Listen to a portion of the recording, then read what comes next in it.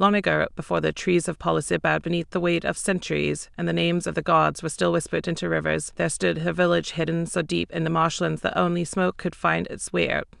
The locals called it Ziva, a name that soured the tongue and curdled milk if spoken after dusk. No roads led to it. Only the fog, the frogs, and the dead remembered the way. The village was not on any map. It was passed down in stories not as a place of life, but of waiting. Something lived there, something older than bone and darker than root. She was known in broken songs and warnings whispered to children as the Moss Witch. She had many names: Baba Vonisko, Mother Mold, the one under bark. She did not walk, she drifted. Her fingers were thin as the limbs of blackfern, and her eyes were twin wasp nests left to rot. She fed on silence, madness, and what the old ones called forgotten blood. She had once been revered as spirit of the wet woods, guardian of the bogs, protector of sacred trees. But the world turned, and the old gods were cast aside. The villagers stopped bringing her gifts, stopped singing her name into the mist. And so she turned her face from man and her hunger upon them. One autumn, beneath a bleeding moon, a wanderer named Zhadan entered the forgotten edge of Polissa. He was the son of a Valk, a seeker of spirits and shadows. His dreams had led him there. He claimed he had seen the witch in a vision standing amid fire and salt, cradling a head that wept amber tears. The villagers laughed him off, most of them. But an old blind woman named Hannah the Hollow took him aside that night, gripping his wrist with claws for fingers. "She calls you," she rasped. He re-blood to her. Obey. That night something screamed in the woods, and not a wolf, but something with a mouth too wide and breath too cold. Children woke shrieking from dreams of drowning. And the village blacksmith, Yavdok, was found in his forge with his eyes torn out and an iron cross hammered into his chest. Dad knew it was time. He would go to the old circle, the last known stone altar where offerings were once made to the Moss Witch. 2 others joined him. First was Ulka, the forest keeper's daughter, born during an eclipse and said to have wept blood as a child. Second was Dora Hostai, a scarred youth who claimed the witch had spared him once, marking his body instead of devouring it. The moment they stepped beneath the hanging lichen of the deep woods, the air changed. The trees leaned closer. Time shivered. Sunlight bled away. The wind whispered names not heard in 3 generations. One name, Zhadan, repeated itself again and again. The offering. It was there, beneath 2 ancient, sap-bleeding oaks, that Zhadan first saw her. She did not move. She did not need to. She was the forest. Her form towered with moss and rot, mushrooms bloomed from her spine. Her face was more bark than flesh. Smoke curled from her eye sockets, and cinders circled her like fireflies that had forgotten how to die. Without moving her mouth, she spoke. "You have brought me souls, you have brought me yourselves," and with that Ulka lost her voice. She opened her mouth to scream, and only sand spilled out. Ulka staggered back, clutching her throat, her eyes wide with terror. No voice, no breath, not even the sound of her footsteps as she stumbled. It was as if the witch had torn sound itself from her body. Zhadan tried to catch her, but his hand passed through a haze of air that pulsed like the skin of a dying beast. Dora Hostai didn't flinch. He stared at the witch with eyes that had already seen too much. "She's taken your voice, girl," he muttered, "but not your soul, not yet." Jen turned to him. He said she marked you. What does she want? Dora Hostai's jaw tightened. She wants to be remembered, and she wants to feed. The witch was gone. Where her form had stood, the moss now coiled like living veins across the forest floor. Her absence felt louder than her presence. The trees leaned back, and the air thickened like boiled pitch. Above them, a flock of blackbirds circled in silence, wings beating, but no sound followed. The woods had gone mute. They carried Ulka deeper into the forest, where the trees grew like twisted fingers toward the sky. She breathed but did not speak. Her eyes darted constantly, as if seeing things neither of the boys could. She pointed toward a narrow path choked in thorn ivy, one that neither Zhadan nor Dora Hostai remembered being there before. "Do you know it?" Zhadan asked. Ulka nodded. "She sees it," Dora Hostai whispered. "The path of the hollow, that is where the lost go." Zhadan didn't argue. There was no turning back now. The woods behind them no longer led to the world they knew. Trees had shifted. Roots curled behind their heels like snares. They had entered her domain, and the only way out was through. The hollow. Path twisted like a serpent's spine. Time unraveled. The day never brightened, nor did true night fall. Shadows moved even where no light played. Sometimes they heard weeping, sometimes a heartbeat in the soil. Sometimes they saw faces pressed into the bark of trees, mouths giving in silent screams, as though the witch had woven her victims into the forest itself. Ulka began to write in the dirt with a stick. She is broken, torn apart, pieces buried across the forest. She must be whole to die. Zhadan frowned. How you know that? Elka shook her head, then pointed to her temple. She didn't know it, she heard it. Dora Hostai exhaled sharply. So we find her pieces, and then what? Burn them? Bury them again? Zhadan felt a cold certainty settle in his bones. We must bring her together, bind her. Only then will she be vulnerable. Before that, she is a god. They camped at night by a stream that ran black beneath the roots. The water whispered things in a language none of them knew. Ulka slept, her fingers twitching as if sewing invisible threads. Dora Hostai stared into the fire, his eyes glassy. I lied, he said finally. She didn't spare me. She took my mother, gave me her face in a dream, said if I ever returned, I'd wear her bones. Zhadan didn't speak. There was nothing to say. The fire cracked once, and from the woods beyond, a figure moved, dragging something behind it. It wasn't the witch. It was a man, or what used to be one. He was tall, wearing tattered robes, and his skin had turned to bark. Where his mouth should have been was a knothole, and from it came the moan of wind through hollow wood. Around his neck hung a pendant made of teeth. Dora Hostai rose to his feet, dagger in hand. The forest monk, he breathed. One of her shepherds, the monk extended a finger.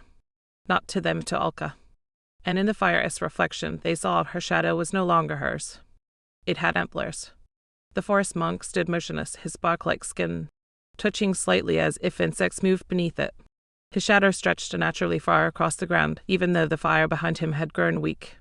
His eyes, if they could be called that, were merely cracks in wood, and from them leaked a slow, amber sap that hissed when it touched the soil. Ulka remained curled by the fire, trembling.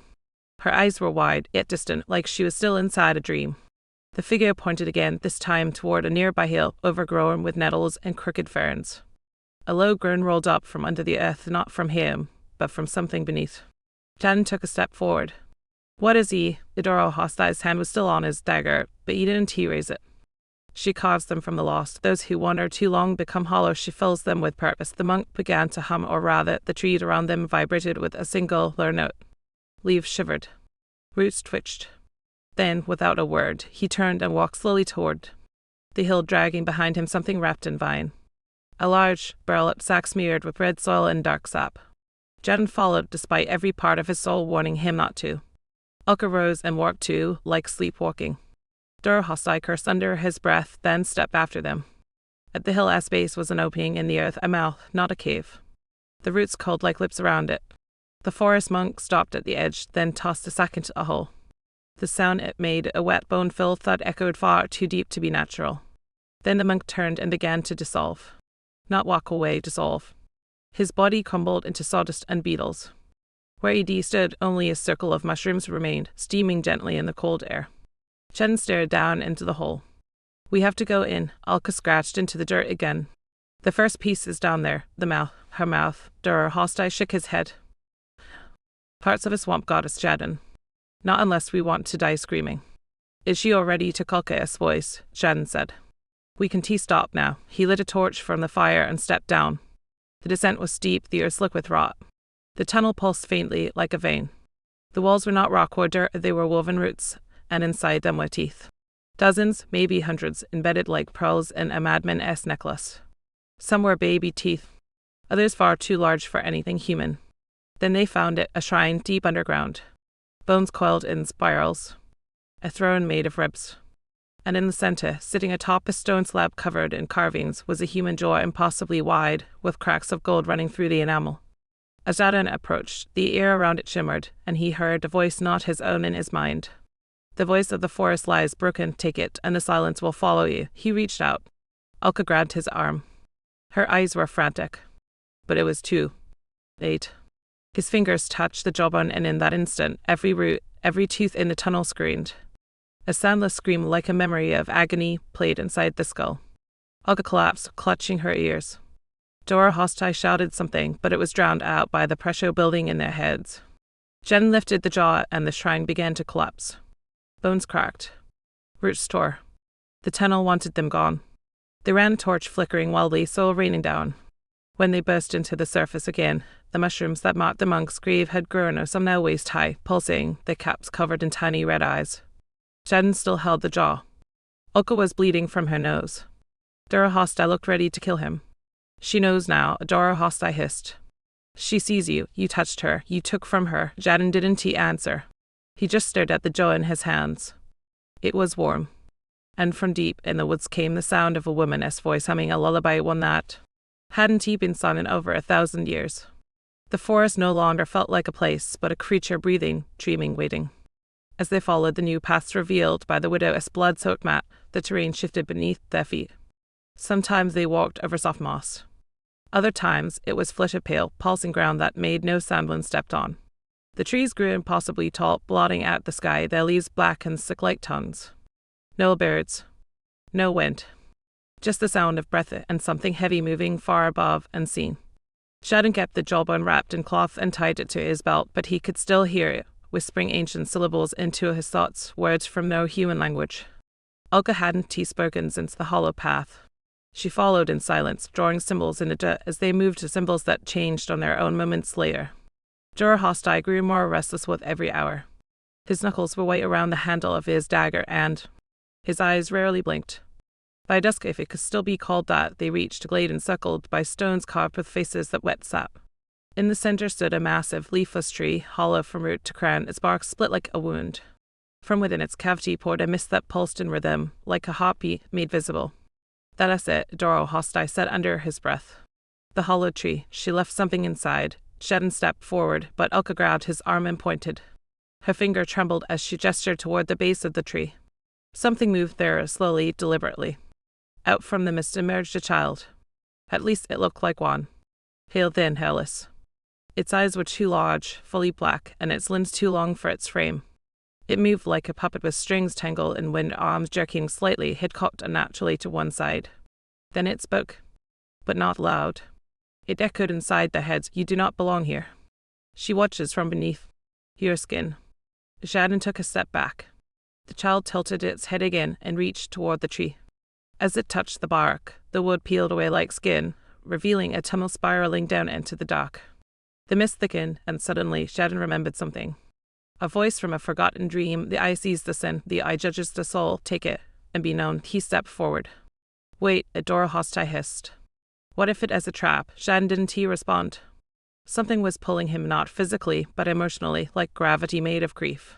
The tunnel inside the hollow tree was slick with resin. Every step echoed with memories he didn't recognize. He saw faces pressed into the walls, all whispering things he could almost understand. At the end of the spiral was a chamber. Floating in the air was a single eye, suspended in amber. It didn't blink. It watched.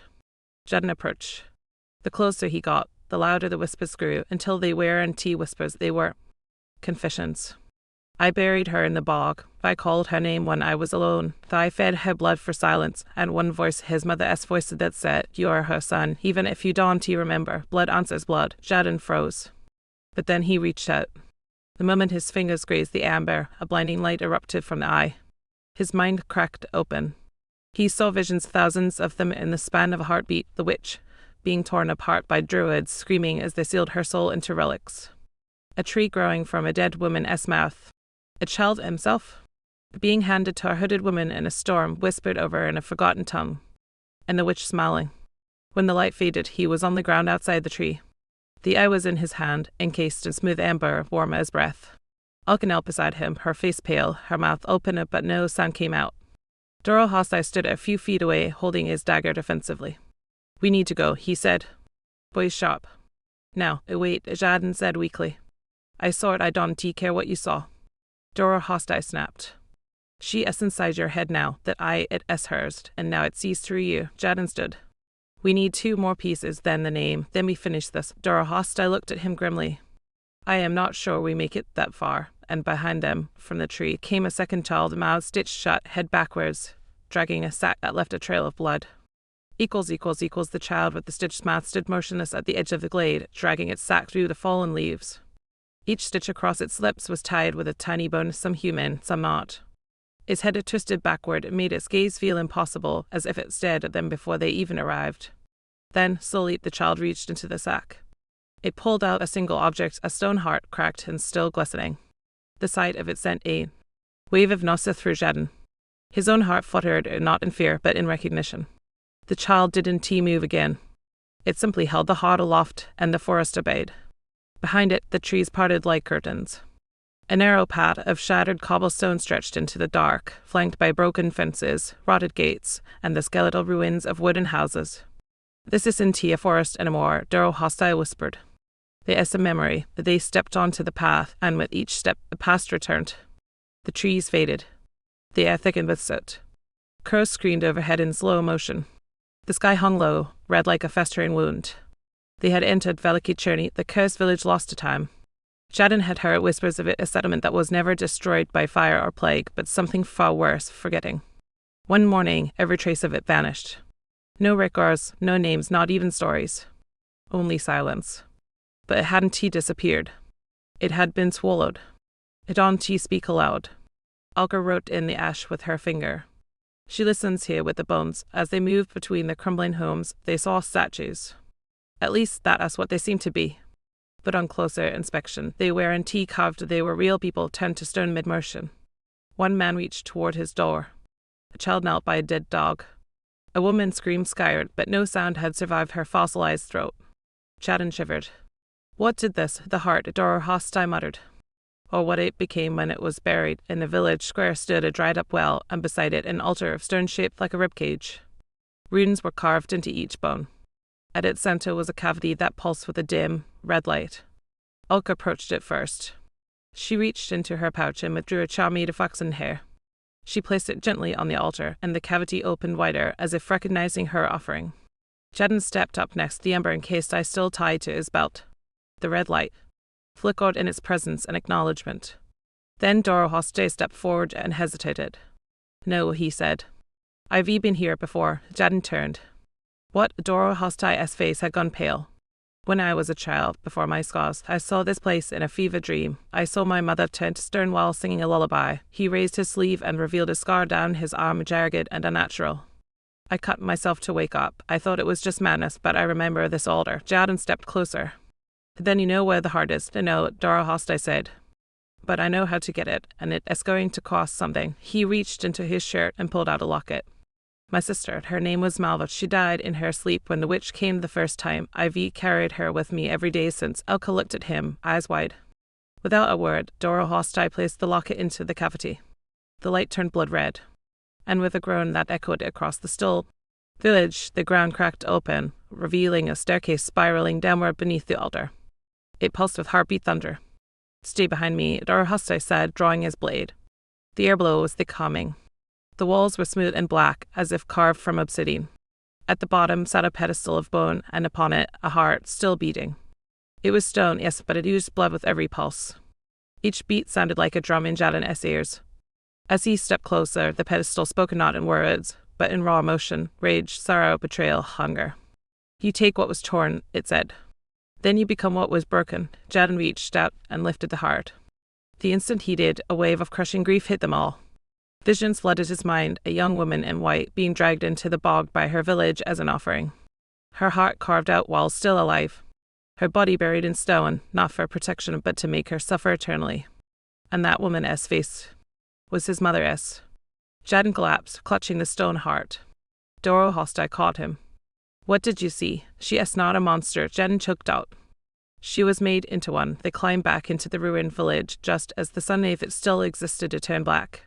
The statues began to whisper. Cracks appeared in the stone people. The past was unfreezing. Alka pointed to the trees. They were returning. But something was following them, a figure wrapped in roots, with 2 heads and no mouth, walking backwards with every step. It carried a staff made of femurs, and it was humming the lullaby. The forest closed in again as they left the stone village behind, but it was no longer the same forest. The air smelled of smoke and rain that never fell. Ash drifted like snow through the branches. The trees leaned inward, taller now, watching. Each step forward felt like moving through memory, someone else's, not their own. Zhadan carried the heart in a wrapped cloth across his chest. The eye, still amber in case, pulsed faintly with each beat of the heart. The jaw rattled softly with every step. Each piece seemed to respond to the others, the air around them buzzing with tension, like a storm was building inside the bag. Ulka was the first to stop. She knelt down and pressed her palm against the ash-covered soil, then stood and pointed northeast toward a hill blackened by old fire. Her eyes shone with sudden clarity. She knows, Doro Hoste muttered. The witch speaks through her now. Zhadan didn't argue. He simply followed. As they climbed the hill, the ash grew deeper, clinging to their legs, choking their breaths. At the summit, they found a burnt grove with dozens of trees charred to bone, their bark split and culling like old skin. In the center stood a single unburnt stump, its rings carved with names. Some were clear. Some were crossed out. And one glowed faintly beneath the soot, said the name they had been warned not to speak. Not just a name, Zhadan said quietly. It is a lock, or a key. Alka nodded and took out the small carved sliver of bone the widow had given them. The name was etched into it, but now it bled black ink, as if the letters resisted their own meaning. Dor Hostai walked the perimeter of the grove. We be not alone, he was right. Emerging from the trees came a figure, not fast, not slow, walking like it had nowhere left to go. It was draped in monk-esque robes, but the robes were sewn from scalps. It wore no face, just a flat expanse of skin, blank and tight. In its hands, it carried a bowl of white ash, which it scattered with each step, whispering a chant in a language none of them understood. Jen stepped in front of the stump. Weavy, come for the name. The faceless figure stopped. It raised one arm, then pointed to Alka. She must speak it, the voice echoed inside their skulls. She gave silence, only she may awaken sound. Alka stared at the stump. Then she stepped forward, pulled out a shard of obsidian from her satchel, and cut her palm. Blood spilled onto the stump. The name Sereda began to glow brighter. The wind stopped. Even the ashes froze mid-air. Alka opened her mouth, and for the first time in days she spoke. But not in her voice. In the witchess. I am the wound you made. I am the grief you buried. I am the daughter you burned to save yourselves. Speak me, and I awaken. The stump cracked open like an egg. From within it rose a black urn, pulsing with runes. It hovered, then drifted into Zhadan's hands. The moment he touched it, a voice bloomed inside his skull. Now I remember, now I see, my name is mine again. A scream tore across the landscape. Not from ahead. From within. Zhadan doubled over. Visions erupted in his mind, villagers tying a girl to a tree. Her weeping mother begging the old gods for mercy. The villagers lighting a pyre, then sealing her ashes into a vessel they buried beneath the stump. They thought it would bind her. They were wrong. The faceless monk stepped forward and placed a second object into Alka's hands, a tongue wrapped in linen and still wet. Dor Hostai's voice was shaking. What is that? She must finish the name, said the monk's mind voice. Speak it with the tongue that was taken, only then will she be whole. Alka unwrapped the tongue, stared at it, then placed it in her mouth. It fused instantly. Her body jerked, and she screamed not in pain, but in return. Her voice, ancient and terrible, shook the trees. Zhadan held the urn. Alka, now a vessel for something else, whispered the name again. Sereda, the forest hell. The ashes rose like a cyclone. Trees bent backward. The jawbone bit through the cloth, the eye split its amber, and the heart began to beat so loudly it throbbed in the soil. Doro Hostai pulled Zhadan away. The circle is almost closed. One piece remains, the spine, the path, and then no, Zhadan whispered. That was the last piece. He looked down at the urn. It was gone, and in its place stood her. Not a vision, not shadow, but the witch herself, whole and terrible. Her name had been spoken. Her voice had been returned. Her heart and eye and jaw restored. And now she remembered who she was. The air rippled as Sereda stepped forward, her feet barely touching the ash-covered ground. Her skin was woven from bark and bone, veins coursing with black sap. Her eyes, once shards scattered across the forest, now burned with cold fire deep and ancient. The forest around them shuddered in recognition, the trees bowing as if greeting a long-lost queen. Zhadan stared, heart pounding, barely daring to breathe. Alka still trembled, her body a vessel of the witch's voice, her eyes glazed but fierce. Sereda's lips parted, and a voice echoed both terrifying and mournful. I am the sorrow you tried to bury. I am the fury you dared not name. I am the forest, its wound and its healer. Dor Hostai gripped his dagger. Hid her, but said nothing. The witch raised a hand, and the ground beneath their feet cracked open, roots bursting forth like grasping fingers. The statues from the lost village creaked and stirred, slowly awakening from their stone prisons. Sereda's gaze swept over them, and in that moment, Zhadan felt the jawbone in his belt throb painfully as if connected to her very essence. He sought to destroy me with bones and names, she whispered. But in doing so, you only gave me form. Now I will remember everything, and those who wronged me will remember pain. Alka stepped forward, voice shaking but resolute. Is there no peace for you, no mercy? The witch's smile was a jagged line of bark and bone. Peace is a lie told by the dead. Mercy is the weapon of the living, and I am neither. Bastards, the sky darkened, shadows stretching like claws. Zhadan looked at Dora Hostai. We were wrong to think this was an end. Dora Hostai nodded grimly. It is a beginning. And it is our turn to survive it. From the depths of the forest, a chorus rose, ancient, terrible, and full of sorrow. The witch's voice joined it, a song of rage and rebirth, shaking the very roots of the world. The forest pulsed with dark energy as Sereda's song rose higher, a lament woven from centuries of pain and fury. The trees groaned, their branches twisting like claws reaching out to tear the sky apart. Shadows bled into the earth, corrupting everything they touched. Zhadan, Dora Hostai, and Elk stood rooted in place, caught in the swell of an ancient sorrow that seemed to seep into their very bones. The jawbone at Zhadan's belt rattled violently, as if warning of an unseen threat. The eye pulsed with cold light, reflecting the flames of the witch's awakening. The heart throbbed with the sick, relentless rhythm and the beat of a curse reborn. Sereda's eyes met Zhadan's, and in them he saw both sorrow and wrath, a tempest that had been held back for too long. You have given me life, she whispered, her voice a dagger wrapped in silk. Now you will pay for your silence, for your betrayal. From the shadows emerged twisted forms, the villagers long forgotten, spirits trapped between walls, their faces etched with torment. They danced in the darkness, their hollow eyes fixed on the trespassers. Dora Hostai gripped his dagger tighter. This is no longer just a fight for survival, it is a reckoning. Alka stepped forward, raising her hands as if to calm the storm. There is still a choice, Sereda, revenge or peace. The witch laughed, a sound like cracking ice and falling bones. Peace, there was no peace for me, only ash and blood, but maybe in your destruction I will find it. The ground trembled. Roots erupted from the soil, snaking towards the trio. Zhadan swung his sword, severing one only for two more to take its place. The battle had begun. The forest was alive, or rather, it was alive with vengeance. Roots writhed like serpents wrapping around trees, trunks creeping along the ground, seeking flesh and bone. The twisted spirits, once villagers, pressed forward, their hollow eyes burning with hunger and sorrow. Zhadan swung his sword, slicing through thick tendrils of bark and vine, but for every root severed, two more sprang forth. The jawbone at his belt rattled fiercely, as if warning or begging for release. He realized, with a shudder, that the relics they carried were indeed just pieces of the witch. They were anchors holding her power tethered for now. Dora Hostai darted through the chaos, his dagger flashing in the dim light as he cut down spirits with desperate precision. We need to find her heart, the real one, he shouted over the clamor. This one is alert, a fragment. Alka's voice rang out, chanting in the ancient tongue, weaving symbols into the air that glowed faintly blue. The forest listens to me, she said breathlessly, but it will not be tamed. Suddenly, Sereda's form blurred, her body breaking apart into a thousand shards of dark wood and bone that scattered through the air like poison leaves. Zhadan's sword struck a cluster of roots that pulsed violently, and in that moment, a vision tore through his mind, his mother, not as a monster, but as a priestess performing a forbidden ritual beneath the full moon. A curse invoked a blood pact to save her village, but at a terrible cost. The witch was never meant to be an enemy, she was a guardian, corrupted by betrayal.